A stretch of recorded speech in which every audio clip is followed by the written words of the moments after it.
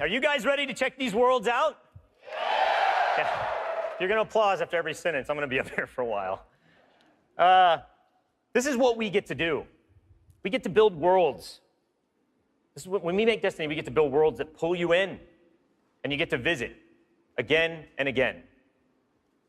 And then we get to fill those worlds with action, like what you saw in Homecoming.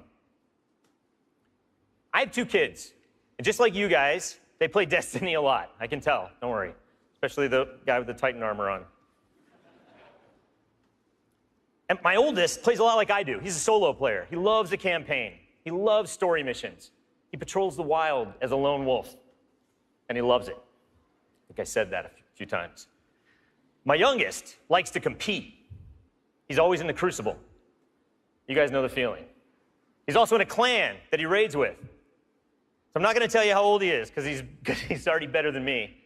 And he reminds me about it all the time. Hey, Dad, look what I got today. Check me out. You guys know what it's like, right? And I'm like, I got to go into work the next day and deal with another child in my life, Luke Smith.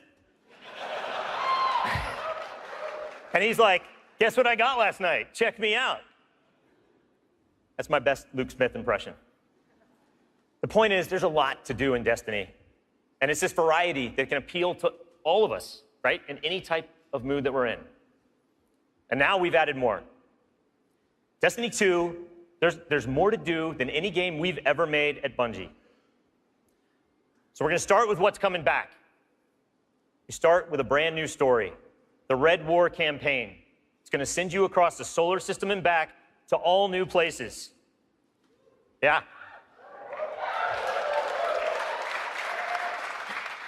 On your journey, you're going to experience new missions and more cinematics than we've ever had in a Destiny game. You just saw a part of the first mission, Homecoming. And today, we're going to get the controller in your guys' hands, and you're going to get to play it for yourselves. Yeah. Strikes are back. The cooperative missions you guys can play with your friends, if you have them, or Guardians you haven't met yet in matchmaking. We've got a new strike. It's called the Inverted Spire. And you guys are going to get to play that today, too. Yeah.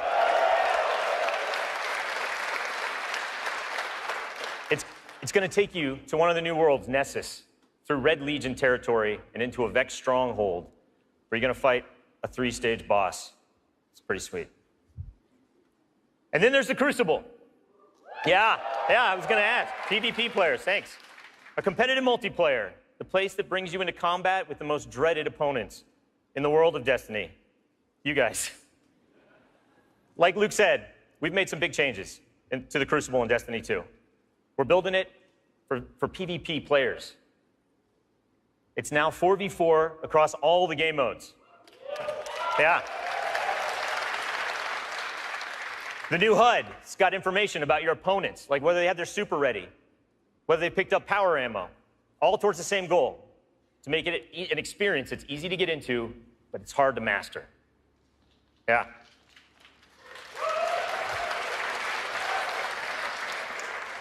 So we got new maps, we got new modes, and we believe this is the best PvP offering that Destiny has ever seen. Today we're introducing one of the brand new modes. It's called Countdown, the first ever attack defend mode in Destiny. Internally, we've had some pretty intense play tests. And today, well, you guys are going to get to play that too. So, yeah. So take a look around, because these are your teammates and your opponents. That's right. Of course. Any day, any day. Of course, we have a brand new raid. Yeah. And we're going to show it to you later. The pinnacle activity, the biggest challenge a Guardian can face. Anyone that's ever completed one of these knows they're mysteries for you guys to solve together on your own. So we're going to leave that till a later day. And then there's another area that we've made really big improvements to, we're really excited about. Exploring the worlds. Yeah. Really, really cool stuff. So for many players, exploring the world is its own reward. Patrols were an invitation to touch down on a landing zone, gain favor with the champions of humanity. But in Destiny 2, we've made being in the world so much better than just doing patrols. There's so much more to do as you explore. Now, you can launch all of the new activities in the world without going to orbit.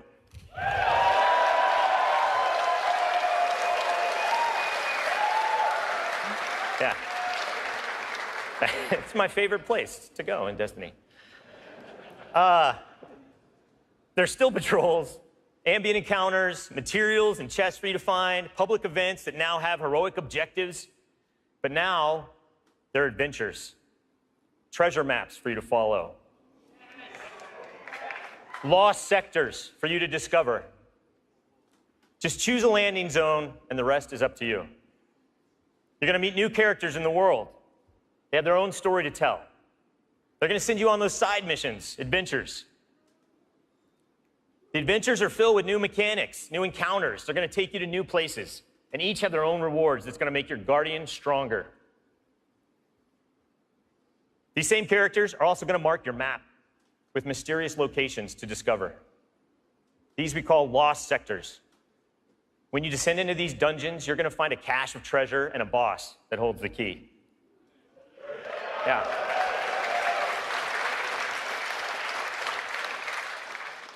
All of this is going to be easier to find in Destiny 2 because of the new map to guide your way. You can choose to play the way that you want. You can search for lost sectors, complete adventures, rally to public events. They now show up marked on your map where and when they're going to happen.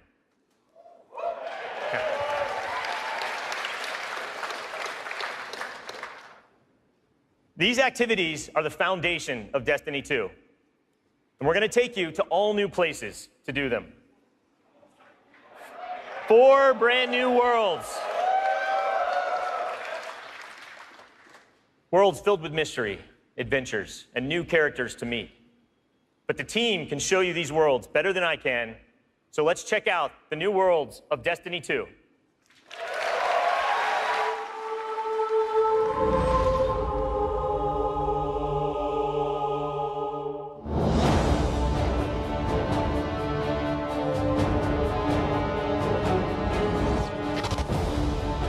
We have these incredible worlds to explore.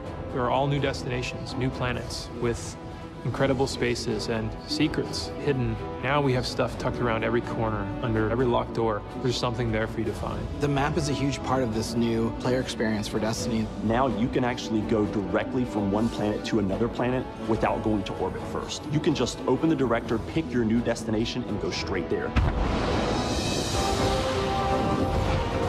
It's about getting you into the action faster. We want to remove as many barriers as we can between your gun and the enemy's face.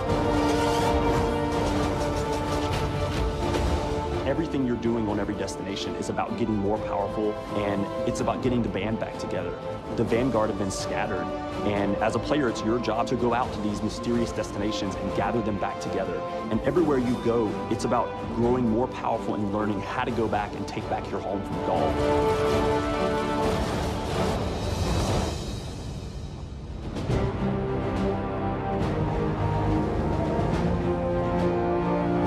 One of the first destinations that you're going to go to is the European Dead Zone. This is an incredible place.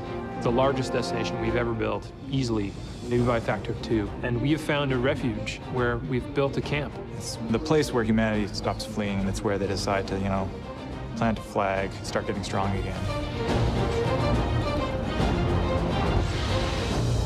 One of our new worlds is Titan. It's a moon of Saturn. If the light can find its way back to you, then perhaps there is hope for us all. That's where Zavala chooses to go, to heal his wounds and to recover from the assault and the defeat that he's just suffered. It's this incredible methane ocean with 40-meter-high waves, and there's an old human utopia there that's sinking into the ocean. These huge monolithic structures constructed by humanity at the peak of the Golden Age. There's literally no land mass on Titan. It looks like the ocean.